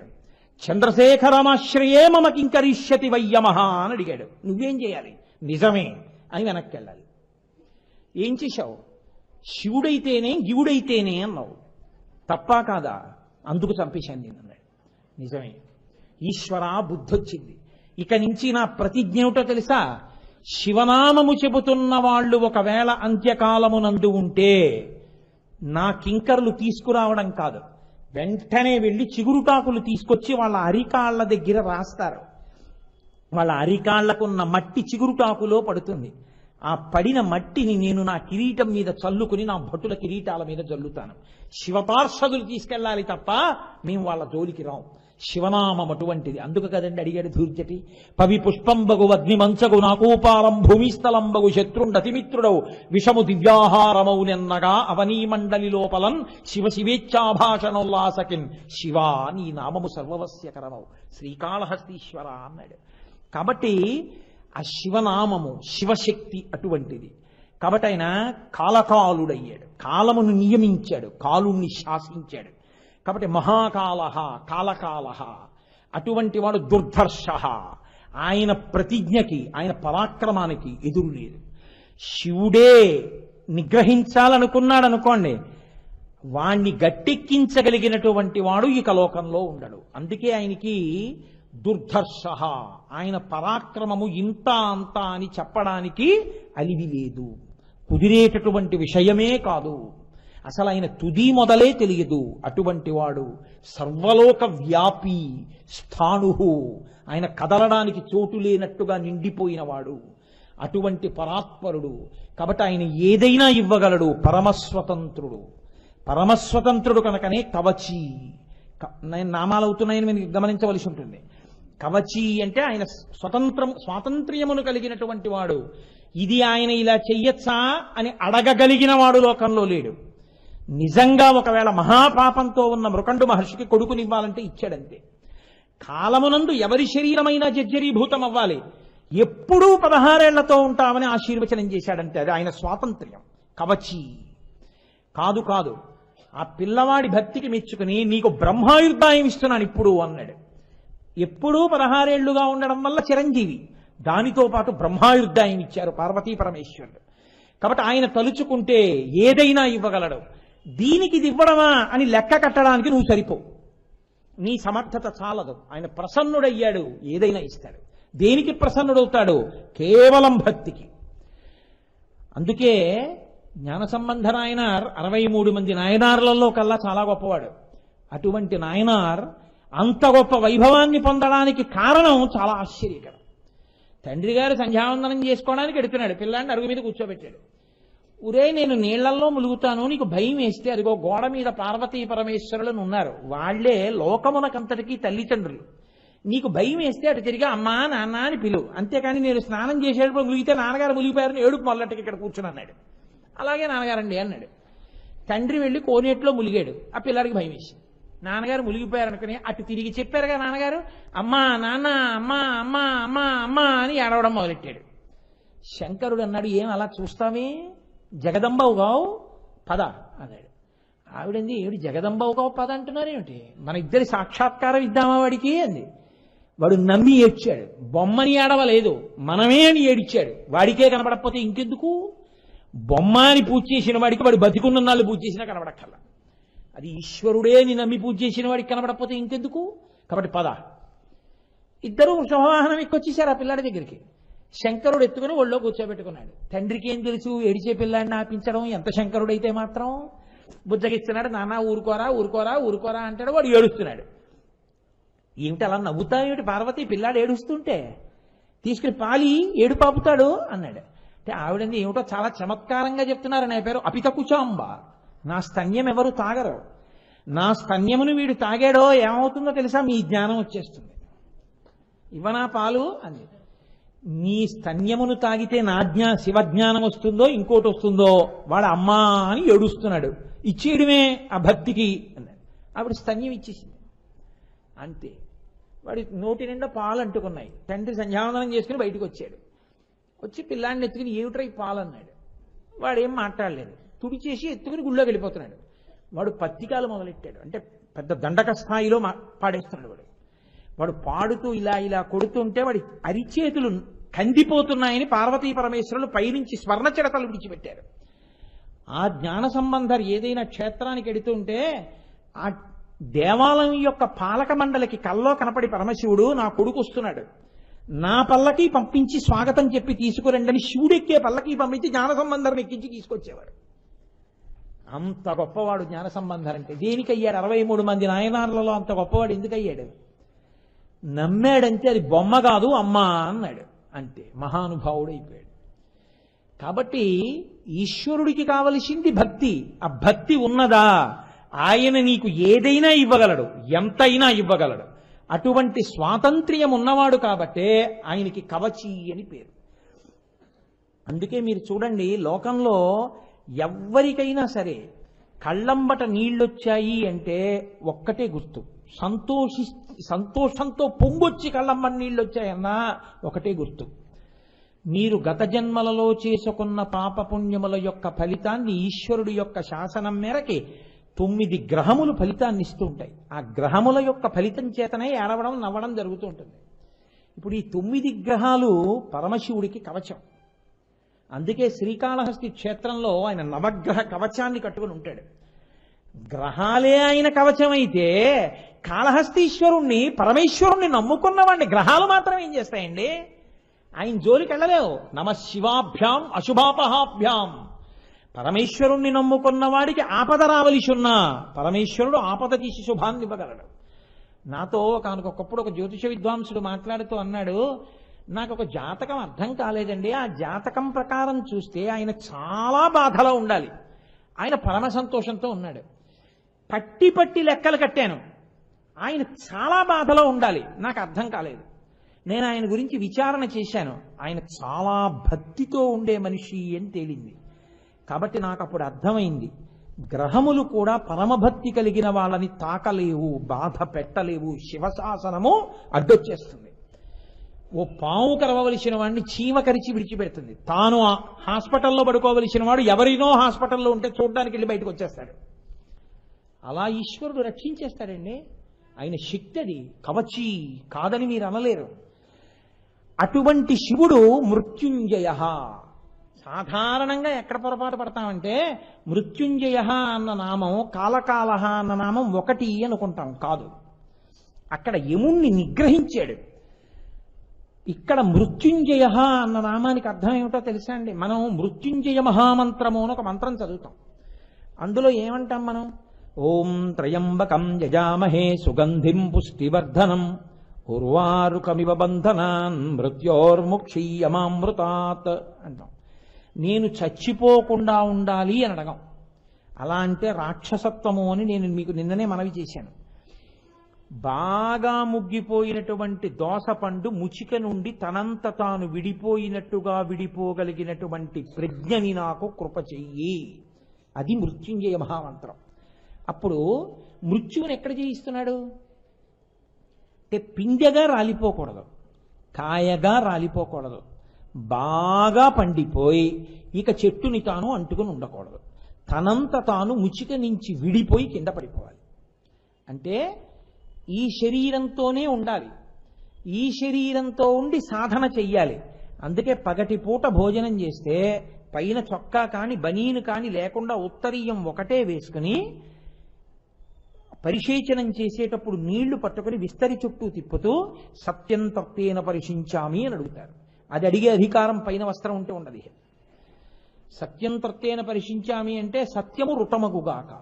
రాత్రి తీసుకుంటే పదార్థం ఋతం త్వా సత్యేన పరిశించామి, ఋతము సత్యమగుగాక. ఇదే ఋతుమంతము, దీంట్లో ఉండాలి. ఇందులో ఉండి ఆటుపోట్లు కష్టసుఖాలు అన్నీ అనుభవించాలి. నిన్ను రక్షించిన వాడెవరో వాణ్ణి బాగా పట్టుకోవాలి. ఇదే రాటపాతడం అంటుంది శాస్త్రం. రాటపాతేవాడు ఏం చేస్తాడంటే ఓ గొయ్యి తవ్వుతాడు, అందులో ఆ రాట పెడతాడు, మట్టి పోసేస్తాడు, కాలుతో బాగా తొక్కేస్తాడు, తొక్కేసి వెళ్ళిపోడు. ఓసారి ఆ గుంజ ఊపుతాడు ఇలాగ, అబ్బే ఊగుతోంది గుంజ. ఇప్పుడు ఏం చేస్తాడంటే 4 రాళ్ళు అట్టుకొచ్చి వేస్తాడు, వేసి గుణపాన్ని తిరగేస్తాడు, తిరగేసి బాగా రాళ్ళు నొక్కేస్తాడు, మళ్ళీ మట్టి తీసుకొచ్చి వేస్తాడు, కాలుతో బాగా నొక్కుతాడు, నొక్కి ఇలా అంటాడు, గుంజ కదలలేదు, వెళ్ళిపోతాడు. రాటపాతినవాడు రాట కదులుతోందేమో తానే చూసుకున్నట్టు ఈ శరీరంలో ఉండి ఈ శరీరము తాను కాదన్న సత్యమును ఎరుకలోకి తెచ్చుకుంటాడు. ఇది నేను కాదు. లోపల ఎప్పుడు స్ఫురత్తుగా ఉన్నటువంటిది ఏది ఉందో, నానా ఛిద్రఘటోదర స్థిత మహాదీప ప్రభాభాస్వరం జ్ఞానం యస్యతు చక్షురాదికరణ ద్వారా బహిస్పందతే జానామీతి తమేవ భాంతమనుభాత్యే తత్సమస్తం జగత్ తస్మై శ్రీ గురుమూర్తయే నమగిదం శ్రీ దక్షిణామూర్తయే అంటారు శంకరులు. కుండకి 9 కన్నాలు పెట్టి దీపం పెట్టి బోర్లిస్తే 9 కన్నాల్లోంచి కాంతి కొట్టినట్టు లోపల ఉండేటటువంటి ఆత్మ యొక్క తేజస్సు ఇంద్రియముల మీద కొట్టి ఇంద్రియములు అన్నింటినీ తెలుసుకోగలుగుతున్నాయి, జ్ఞానేంద్రియాలు. అటువంటి ఆత్మ తాను అని తెలుసుకుని తాను ఆత్మగా నిలబడి సాక్షిత్వాన్ని వహిస్తాడు. ఇది నా నోటితో చెప్పినంత తేలిక కాదు, అది అద్వైతానుభూతిగా నిలబడగలిగిన మహాపురుషులకు అందుతుంది. భగవాన్ రమణులు మేడ మీద పడుకున్నారు, ఇంట్లో ఎవరు లేరు, ఎక్కడికో వెళ్ళారు. అకస్మాత్తుగా ఆయనకి మృత్యు వచ్చింది అనిపించింది. శరీరం అంతా చల్లబడిపోయింది, చెమట్లు పట్టేసాయి, గుండె యొక్క స్పందన ఆగిపోతోంది. ఆయనకి లోపల నుండి తాను ఆ శరీరము నుంచి బయటపడిపోతున్నట్టు అనిపించింది. ఆయన అనుకున్నారు, ఇప్పుడు కాకపోతే ఎప్పుడో అప్పుడు ఇలా వెళ్ళిపోతుంది, చచ్చిపోవడం అన్నది జరుగుతోంది, నేను చచ్చిపోతున్నాను అన్నమాట.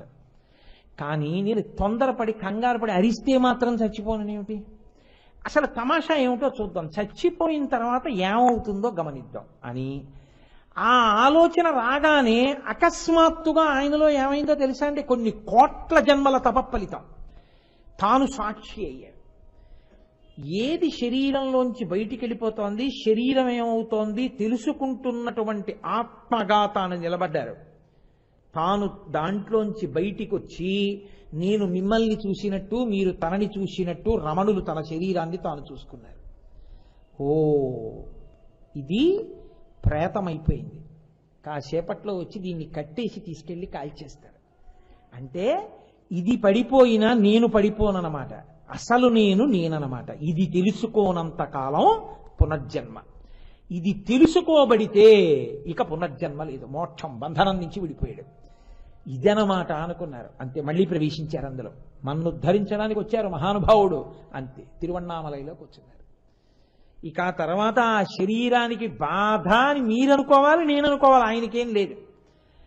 ఒకానొకప్పుడు తిరువణ్ణామలైలో ఎంతంత దోమలు బయలుదేరాయంటే అవి దోమలు అనడానికి ఏమీ ఆస్కారం లేదు. ఓ చిన్న చిన్న పావురాయిలంతంత దోమలు బయలుదేరాయి.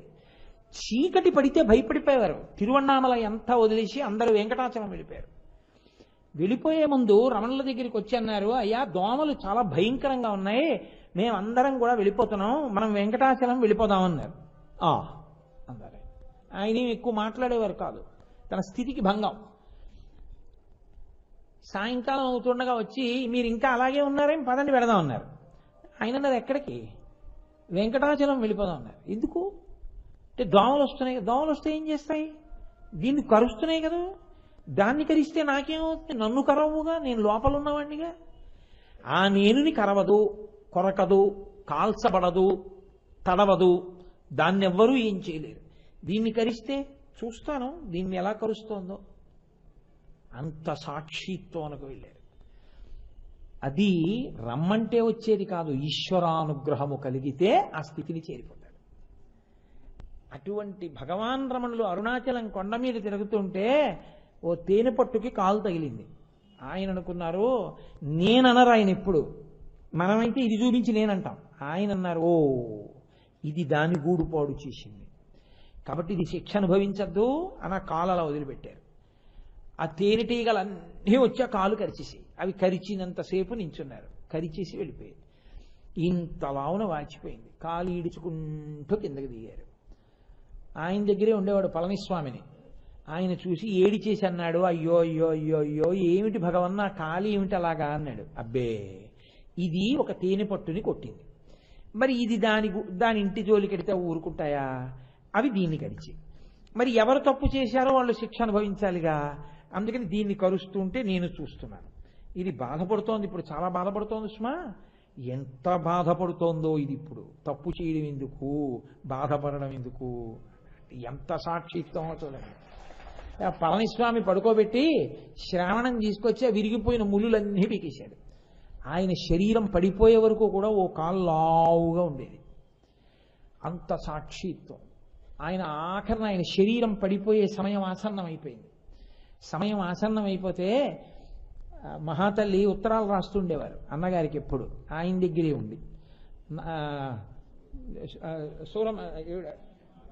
నాగమ్మ గారు, సూరి నాగమ్మ గారు కట్టకడపటి దర్శనమని ఏడుస్తూ వెళ్ళి, భగవన్ ఏంటి డాక్టర్లు అంటున్నారు, ఏమిటో ఇది ఉంటుందని ఒకడంటాడు, ఇది వెళ్ళిపోతుందని ఒకడంటున్నాడు, ఏమైతే ఏమైందిలే అన్నారు. ఆఖరణ డాక్టర్లు ఆక్సిజన్ సిలిండర్ తీసుకొస్తున్నారు. ఆయన వద్దు, అమ్మయ్యా గుడారము నుండి ఏనుగు బయటికి వెళ్ళినట్టు అని కొన్ని వేల మంది కాదు లక్షల మంది చూస్తుండగా అసుర సంధ్య వేళ దాటిన తర్వాత ఆయన శరీరంలోంచి ఒక జ్యోతి బయటికి వచ్చి ఆశ్రమ ప్రాంగణం కొండ అంతా తిరిగి అరుణాచల శిఖరంలో కలిసిపోయింది. అంతటి మహాత్ములు ఎంత పరమ సత్యమో సనాతన ధర్మం, ఎంత సత్యమో ఈ శరీరమునకు సాక్షిగా నిలబడగలిగినటువంటి ప్రజ్ఞ ఈశ్వరానుగ్రహంగా ఎలా వస్తుందో అది మృత్యుంజయత్వము అన్న మాటకు అర్థం.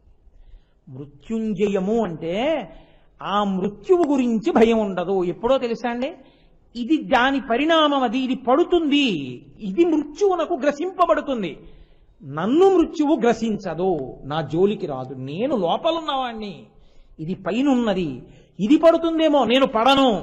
ఆ స్థితిలో ఉన్నవాడికి పడిపోవలసిన రోజు వచ్చినా దీన్ని అప్పచెప్తాడు. శంకర భగవత్పాదులు ప్రార్థన చేస్తారు ఒక చోట, ఆయన కొరకు కాదు మన కొరకు. యదాపుత్రమిత్రాదయో మత్సకాశీ ఉదాత్యస్య కీదృశీయో దశంతి తదా దేవ దేవేశ గౌరీశ శంభో నమస్తే శివాయోత్యజస్రం బ్రవాణి. అదే నా ప్రార్థన కూడా.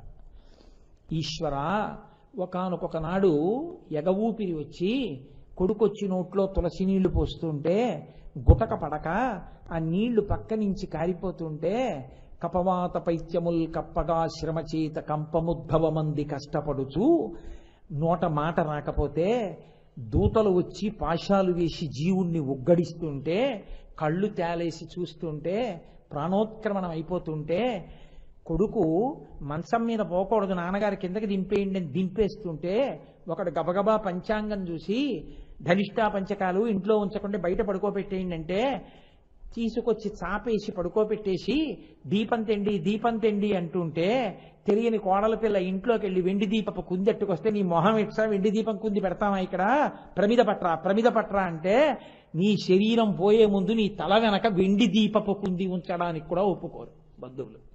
ఓ మట్టి ప్రమిద తెచ్చి అక్కడ పడుకోబెట్టేస్తే చాప మీద చుట్టూ చేరిన వాళ్ళు కూతురు చేరి, అయ్యో మా నాన్నగారు మహానుభావుడు, ఎంతమందితో నమస్కారాలు పొందాడో, ఆయన కంఠంలో పుష్పహారం పడని రోజు ఉండేది కాదు, అటువంటి మహానుభావుడు చింకి చాప మీద పడుకుంటున్నాడు ఇవాళ, ఇంతమంది ఆ నాన్నగారి చుట్టూ చేరి చూడ్డం అని కూతురు ఏడుస్తుంటే చుట్టూ స్నేహితులు నిలబడి ఎంత కష్టంలో ఉన్నా చిరునవ్వుతో ఎప్పుడు ఈశ్వరుణ్ణి నమ్మండని ప్రబోధం చేసేవాడు.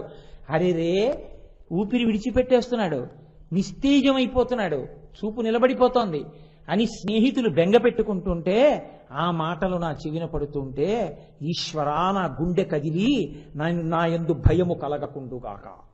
నేను బతికున్న నాళ్లు ఏ పార్వతీ పరమేశ్వరుల గురించి చెప్పుకు బతికానో ఆ పార్వతీ పరమేశ్వరుల యొక్క పాదార విందములు నా కంటికి కనపడుతుండగా నేను వేసుకున్న పైబట్టని ఇంటికెళ్లిన తర్వాత చెమట పట్టిందని విప్పి దండెం మీద అలా బారేసినట్టు చజస్రంభ్రమాణి ఈ శరీరాన్ని విడిచిపెట్టి నీ పాదపంజరము వంక చూస్తూ తెల్లని నీ పాదములు ఎర్రని మా అమ్మ పాదములు కనపడుతుండగా శరీరమును విడిచిపెట్టి ఆ పాదపంజరమునందు ప్రవేశించదనుగాక. ఆ సమయమునందు నా మనస్సు కదిలిపోకుండుగాక, నన్ను అలా అనుగ్రహించు తండ్రి అని ప్రార్థన చేస్తారు. వాడు మృత్యుంజయుడు, వాడికి భయం ఏం లేదు. వాడు చెప్పి చెప్పి చెప్పి చదివి చదివి చదివి ఉన్నాడు ఇది పడుతుంది అని. ఓ ఇది ఇప్పుడు దీనికి వేళొచ్చింది, ఇది పడుతోంది అని పడుతున్న దాన్ని సాక్షిగా చూస్తాడు. ఈశ్వర దాన్ని ఇచ్చావు, చేసుకోగలిగిన సేవ చేసుకున్నాను, నీలోకి తీసుకెళ్ళిపో అని ఈశ్వరుణ్ణే ప్రార్థన చేస్తూ దీన్ని విడిచిపెట్టగలిగిన వాడెవడో వాడు మృత్యువు వద్దు అని పూజ చెయ్యడు. ఎందుకో తెలుసా అండి, దాన్ని పరిణామముగా వాడు అంగీకరించి విడిచిపెట్టేస్తాడు. సాక్షిగా నిలబడి ఆఖరి కోర్కెగా ఈశ్వరుని యందు ప్రవేశిస్తాడు. అది మృత్యుంజయ. అటువంటి జ్ఞానం ఇవ్వగలిగిన వాడు ఆయన ఒక్కడే. పట్టుకుని ఉండడం పిద్య లక్షణం, పట్టుకుని ఉండడం కాయ లక్షణం, పండిపోయింది పడిపోవడం పండు లక్షణం. ఆయన పండిపోయాడండి అంటారు. నువ్వు పండిపోయింది నిజమైతే ముచిక నుంచి విడిపోవడానికి నువ్వు సిద్ధపడాలి. పట్టుకుని ఉండడానికి నువ్వు వెంపర్లాడకూడదు. కానీ ఎలా పడిపోవాలో తెలుసా? ఈశ్వర సుగంధిం పుష్టివర్ధనం ఉర్వారుకమివ బంధనాన్ మృత్యోర్ముక్షీయ మామృతాత్ తమసోమా జ్యోతిర్గమయ. మళ్లీ రావలసిన అవసరం లేని ఆఖరి పడిపోవాలి అని అడిగి మృత్యువుకి స్వాగతం చెప్పి దీన్ని అప్పజెప్పగలిగినటువంటి కలేజా ఇక్కడ పెరిగితే, ఆ ధైర్యం వస్తే ఎక్కడికి వెడతాను, నా తండ్రి దగ్గరికి వెళ్ళిపోతాను అని నీకు సంతోషం. అమ్మయ్యా అయిపోయింది, ఇంటికి వెళ్ళిపోతున్నాను. అమ్మయ్యా ఊరెళ్ళాను, ప్రవచనాలు అయిపోయాయి, మళ్ళీ ఇంటికి వెళ్ళిపోతున్నాను. అమ్మయ్యా మా అమ్మాయి కనబడింది, అమ్మయ్యా మా అల్లుడు కనబడ్డాడు, అమ్మయ్యా నా కొడుకు కోళ్ళు కనబడ్డారు అని పొంగిపోయినట్టు. అమ్మయ్యా ఇన్నాళ్ళు ఎవరి గురించి చెప్పి చెప్పి చెప్పి చెప్పి ఉన్నానో, అమ్మయ్యా వాడు కనపడుతున్నాడు, వాళ్ళలోకి వెళ్ళిపోతున్నాను. హాయ్ ఇంకా నాకు గొడవ లేదు, ఇంకా నాకే బంధనాలు లేవు అని సంతోషంగా నువ్వు వెళ్ళిపోగలిగితే మృత్యువు నిన్నేం చేస్తుంది? దీన్ని బట్టికెళ్ళాలంతే, నిన్నేమీ చేయలేదు. ఎందుకని? సుగంధిం పుష్టివర్ధనం పాశంచ ఘంటాం. వాడు గంటలు మోగుతుండగా వాడొచ్చి పైకెత్తుతాడు. ఇదే పరాశర భట్టర్లు శ్రీగుణరత్న కోసం చేస్తూ అంటారు, ఐశ్వర్యమక్షరగతిం పరమం పదం వా అస్మైన కించిటితం కృతం ఇచ్చదాంబ తం లజ్జసే కదయకో యుదార భావ. ఒక్కసారి వెళ్ళి అమ్మవారి దగ్గర నిజాయితీగా ఇలా నమస్కారం చేస్తేట ఆవిడ 3 తరాలు చూసి అదృష్టం ఇచ్చి ఐశ్వర్యం ఇచ్చి చిట్ట చివర శరీరం తేలికగా జీవుడు విడిపోయేటట్టు చూసి తాను ఎదురొచ్చి పరమేశ్వరుడు చెయ్యిచ్చి పైకెత్తి విమానంలో పక్కన కూర్చోబెట్టుకున్నాక ఈశ్వరా మా అమ్మ కనపడటం లేదే అంటే, నువ్వు వచ్చి నిజాయితీగా ఒక నమస్కారం చేస్తే నీకు 3 తరాలు చూసే అదృష్టాన్ని ఐశ్వర్యాన్ని తేలిగ్గా శరీరం నుంచి విడిపోగలిగినటువంటి గొప్ప అవకాశాన్ని ఇచ్చి నా దర్శనమిచ్చి విమానం ఎక్కించి నా లోకానికి తీసుకెళ్లేటట్టు చెయ్యడం తప్ప అంతకన్నా ఏమీ చెయ్యలేకపోయానని సిగ్గుపడి ఎర్రనైన ముఖంతో నీకు ముఖం చూపించలేక పరదా తట్న దాక్కుందయా అని చూపిస్తాట పరమేశ్వరుడు అమ్మవారిని. అది ఆయన యొక్క అనుగ్రహం. ఒక్క నమస్కారం చిత్తశుద్ధితో చెయ్యగలిగితే 100 అడుగులు ముందుకు రావడానికి ఈశ్వరుడు ఉంటాడు. అప్పుడు ఐశ్వర్యమక్షరగతిం పరమం పదం వా కస్మైతి చంజలి భరం వహతే వితీర్య అస్మైన కించితుచితం కృతం ఇచ్చధాంబ త్వం లజ్జసే కథయకోయుదార భావ. శ్రీగుణరత్న కోశంలో పరాశర భట్టర్లు ఏ మహానుభావుడు చెప్పినా ఒక్క మాట ఒకలాగే చెప్తారు. కాబట్టి అది మృత్యుంజయ. అది ఇవ్వగలిగిన వాడు, ఆ స్థైర్యం ఇవ్వగలిగిన వాడు, ఆ ధైర్యం ఇవ్వగలిగిన వాడు, ఆ పూనిక ఇవ్వగలిగిన వాడు పరాత్పరుడు, పరమశివుడు, పరమేశ్వరుడు, జ్ఞానదాత మహేశ్వర. ఆ స్థితిని, ఆ సాక్షిత్వాన్ని ఇవ్వగలవయ్యా తండ్రి నువ్వు. నీకు స్వాతంత్ర్యం ఉంది. నేను ఏం చేశానని ఇవ్వాలంటావేమో, నువ్వు ఇవ్వాలనుకుంటే నేను చేసింది ఏదైనా చూడగలవు. ఇది కదా దూర్జట్ అడుగుతాడు. ఇంత గొప్పది కావాలంటే ఏం చేశానని చెప్పుకుని నువ్వు అడుగుతావు. నేనేమీ చెయ్యలేదని చెప్పుకోవడమే నాకున్న అర్హతని చెప్పు. అది మర్యాద.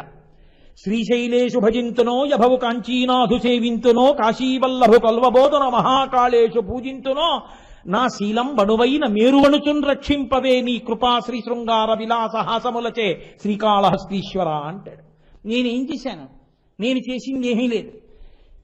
ఇది కలగకపోతే దీని వ్యతిరిక్త ఫలితం ఏమిటో తెలుసా అండి? బంధనం, బంధనం, బంధనం, బంధనం, బంధనం. అలా పడుంటాడంతే. అమ్మ కడుపులోకి వెళ్ళడం, నవమాసంబులు తల్లి గర్భమున నానారోతలంచెక్కినాక అవకాశం విసుమంతలేకపడి తిన్నా కష్టముల్ భీతితో నవమాసంబు ఘటిల్లె చాలునిక నాకా గర్భవాసంబు నివసింపన్ పని తీర్చి కావుమిక నంది సత్కృపం శంకర. 9 నెలలు అమ్మ కడుపులో తల కిందకు పెట్టి కాళ్ళు పైకి పెట్టి అమ్మ నాభిగొట్టంలోంచి వచ్చిన ఆహారం తింటూ వేడి చేసి వాతం చేసి పడిశం బట్టి అక్కడే ముక్కు కారిపోయి చేసేది లేక కటిక చీకట్లో ఏమీ కనపడక తాను విసర్జించిన మలమూత్రాల్లోంచి పురుగులు పుట్టి తనని కొరికేస్తుంటే ఏమీ చెయ్యలేక ఈశ్వరా నన్ను బయటికి తొయ్యవయ్యా అని ఏడుస్తాడు. ఒరే ఇలా ఎన్ని శరీరాలో ఇచ్చాను, ఏం చేశావురా అంటాడు. ఈసారి మాత్రం నీ పాదాలట్టుకుంటాను, నీ సేవ చేసుకుంటాను. తోసేశాడు బయటికి. మలమూత్రంబులతో మహాభయముతో మాతృస్థనాపేక్షతో చలమూర్ఖత్వముతో సదాభ్రమతతో చాంచల్య చిత్తంబుతో బరువైనట్టి కపజ్వరగ్రహ మహాబాల్యామయ శ్రేణితో కలనైనంతమ చింతలేక చెడితిన్ కామ్యార్థినై శంకర. వచ్చాడంటే పోయింది మళ్ళీ జ్ఞానం. మళ్ళీ మలమూత్రాల్లో పడిపోతాడు, అలా పడుకుంటాడు. తను విసర్జించిన మలాన్ని తానే పిసికేసుకుంటాడు, అది నోట్లో పెట్టేసుకుంటాడు. చెవులోకి చీమ వెళ్ళిపోయింది, చీమ కుట్టేస్తోంది, చెవిలో బాధ తాను చెప్పుకోలేడు. కడుపులోకి పాలు సరిపోలేదేమో అనుకుని అమ్మొచ్చి మళ్ళీ పాలు ఇచ్చేస్తోంది, ఆ పాలు తాగడు. అమ్మా చెవిలో చీమ కొరికేస్తోందమ్మా అని చెప్పుకోలేడు. అమ్మ మళ్ళీ మళ్ళీ పాలు ఇవ్వడం వల్ల ఆ పాలధారలు తాగకపోవడం వల్ల ఇలా కారి మళ్ళీ చెవిలోకి వెడుతున్నాయి, మళ్ళీ ఇంకా చీమలు చెవిలోకి వెళ్ళిపోతున్నాయి. ఎన్ని బాధలు పడ్డాడు. కొంచెం పెద్దవాడయ్యాడు. బాలక్రీడలు సల్పుతున్ బడులలో పాఠంబు వల్లించుతున్ బాలోద్యానక బోధనాది విధమున్ బాగొప్ప నాలించుతున్ లీలానాటక సూత్రకేల పఠనా వీనుండనై బుక్చితిన్ బాలప్రాయము నిధు చింత నిరుగన్ ప్రారబ్ధమా శంకర. మళ్ళీ బాల్యం వచ్చింది, పాఠశాలకు వెళ్ళాడు, పాఠాలు విన్నాడు, పిల్లలతో కలిశాడు, ఆడుకున్నాడు, పాటలన్నాడు, ఆటలన్నాడు, నాట్యాలన్నాడు, బాల్యం అయిపోయింది. బాలస్తావ క్రీడాసక్త తరుణస్తావ తరుణీసక్త వృద్ధస్తావ చింతాసక్త పరసే బ్రహ్మణి కోపిన సక్త అన్నారు శంకర భగవత్పాదులు. నీకు పాపం ఖాళీ ఎక్కడలే, బాల్యం ఆటలు, యవ్వనం ఆడపిచ్చి, వృద్ధాప్యం చింత. పాపం నీకు సమయం ఎక్కడుంది ఈశ్వరుడు గురించి ఆలోచించడానికి అన్నారు ఆయన. అలా యవ్వనం వస్తుంది.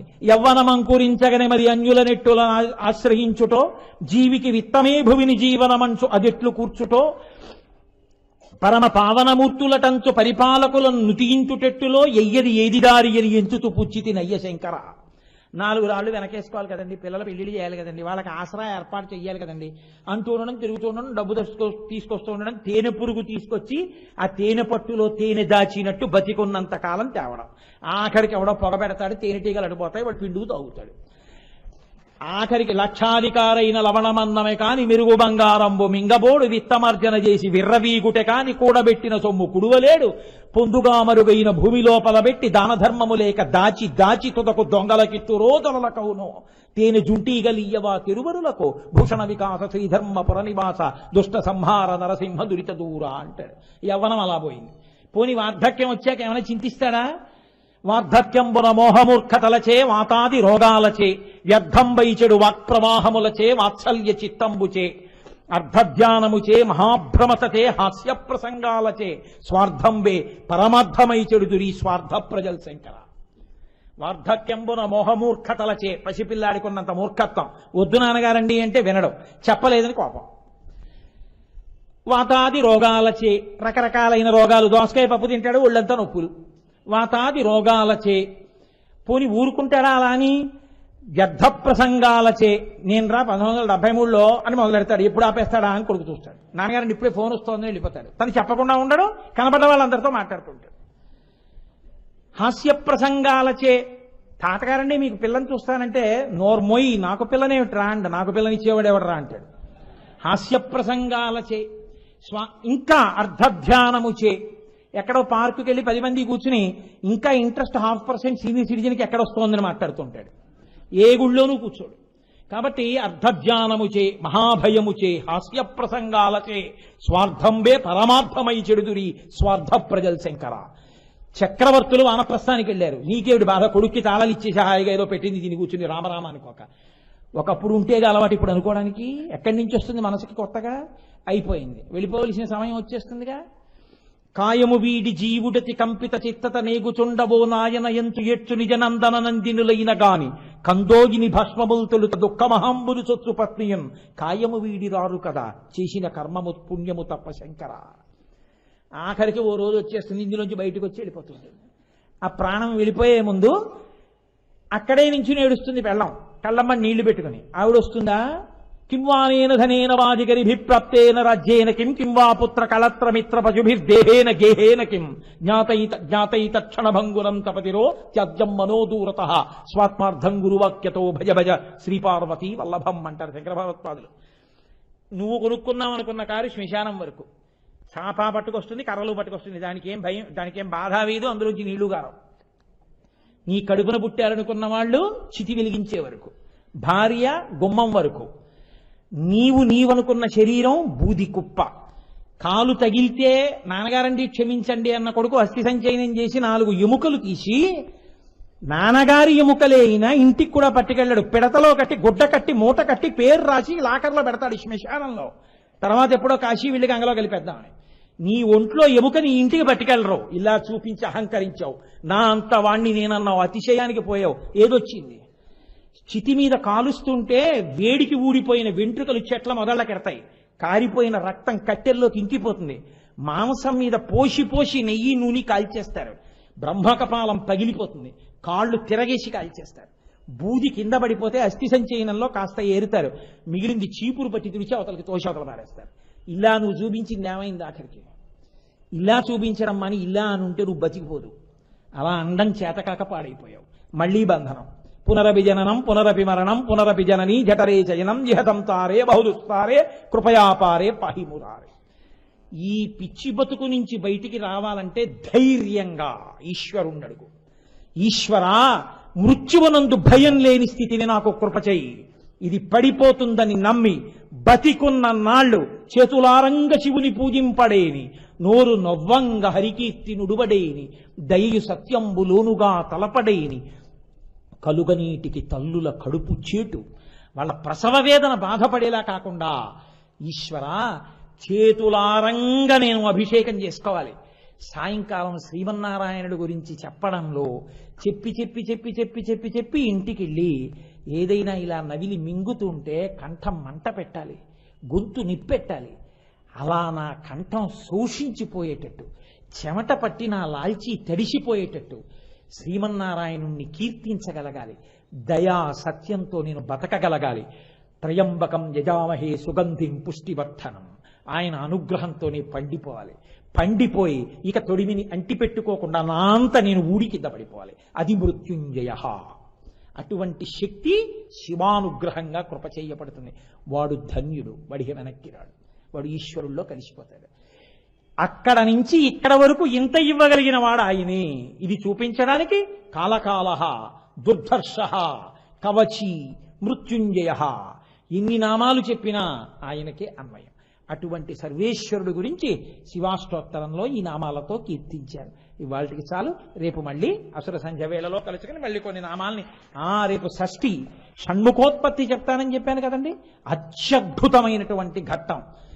లౌకికంగా గృహస్థ అయినటువంటి వాడు వంశం తరించడానికి షణ్ముఖోత్పత్తి విని తీరాలి అని చెప్తాయి శాస్త్రాలన్నీ. రేపు షష్ఠి తిథితో కూడిన అసుర సంధ్య వేళ కాబట్టి రేపు షణ్ముఖోత్పత్తి చెప్పుకుందాం. మంగళాచరణ